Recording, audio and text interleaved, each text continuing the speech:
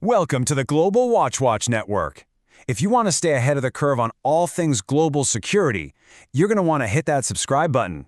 All right, today we're looking at Russia's Su-57 Felon. This thing was designed to be the ultimate challenger to American air dominance.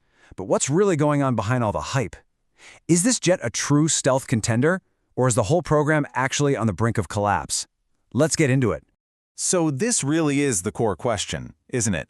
Is the Su-57 Felon the F-35 killer it was hyped up to be? You know, this is one of only a handful of fifth-generation fighters on the entire planet. For Russia, this isn't just another plane, it's a massive, high-stakes bet to stay in that very exclusive club of advanced air powers. And on the global stage, it's being pushed as the #1 alternative to the F-35. So let's look at the tail of the tape here. On paper, the Su-57 looks like an absolute beast. I mean, it's faster than the F-35, it's got a longer combat range, and, get this, it costs nearly half as much for each one. But then your eyes drift to that last number built. The West has over 1,200 F-35s flying right now. And Russia? Well, they've got just a small handful of Su-57s. And that one single number, it changes the entire story. First, let's talk about the promise. Because what Russia was selling, what they were promising the world, was a fighter with zero compromises. We're talking about a jet that was supposed to blend cutting-edge stealth with pure, raw, brute force performance. And if you just look at the spec sheet, that performance is incredible. The whole philosophy behind the Su-57 is what's called kinematic dominance. It can blast past Mach 2, it can supercruise, which is a fancy way of saying it can fly supersonic for long periods without chugging fuel on its afterburners, and it's got these wild thrust-vectoring nozzles that let it pull off insane aerial acrobatics. This thing was designed to own the dogfight through sheer speed and agility. But here it is, the Su-57's biggest, and I mean biggest selling point, the price.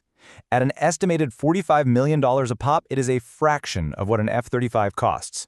Now, if you're a nation outside the whole U.S. alliance bubble, that is an incredibly tempting offer. You get 5th-gen capabilities without that eye-watering 5th-gen price tag.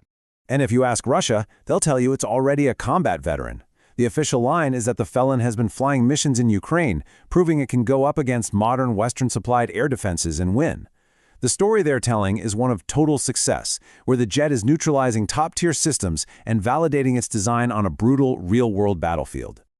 Okay, so that's the shiny brochure version. Let's start to unpack that, because that official story, it runs headfirst into a very different and, frankly, a much messier reality.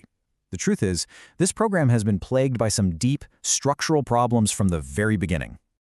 The very first reality check is just how few of these things even exist. As we stand in early 2026, Russia has only about 30 operational Su-57s. For a global power, that is a critically small number. You can have the most advanced fighter in the world, but it's useless without mass. Right now, the Felon isn't some frontline force. It's more of a boutique, almost experimental capability. And these low numbers aren't some kind of accident. The program's history reads like a timeline of one setback after another. India, who is the original development partner, walked away over performance issues.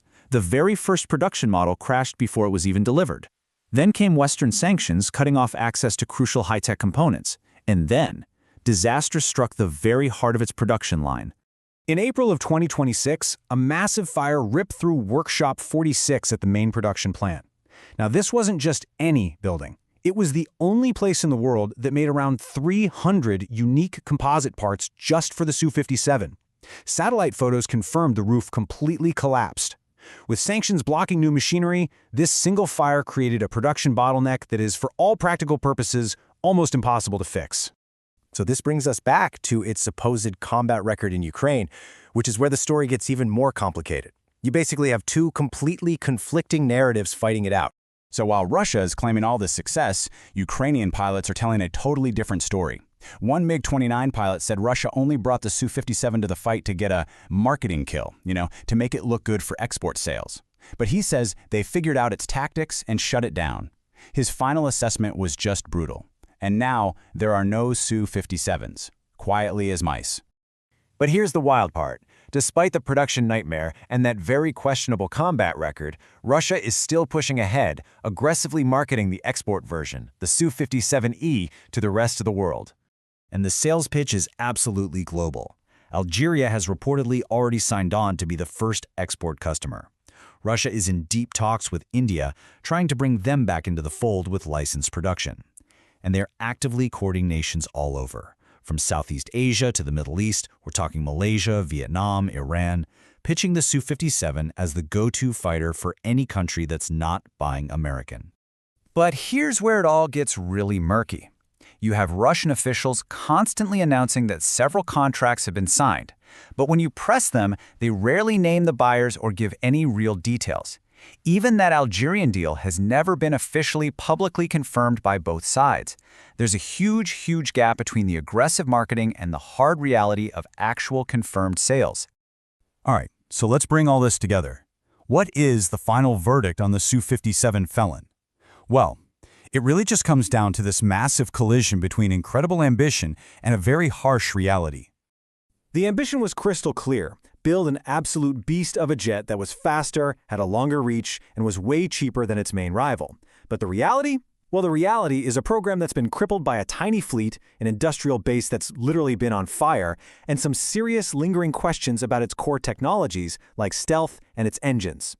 The design on paper is impressive, no doubt, but the execution has been a disaster. Which leaves us with the ultimate question, doesn't it? The Su-57's design itself is not a paper tiger. It's a real, capable aircraft. But a great design is worthless if you can't build it. With the heart of its production line in ashes, can Russia's defense industry somehow overcome this catastrophic failure and build a jet in numbers that actually matter? Or is its stealth ambition just going to remain exactly that, an ambition? So what do you think? What's the future for the Su-57?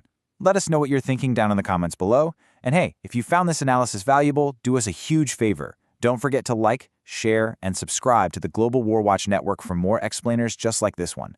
You can join our community on social media. All the links for that are in the description. Thanks for watching.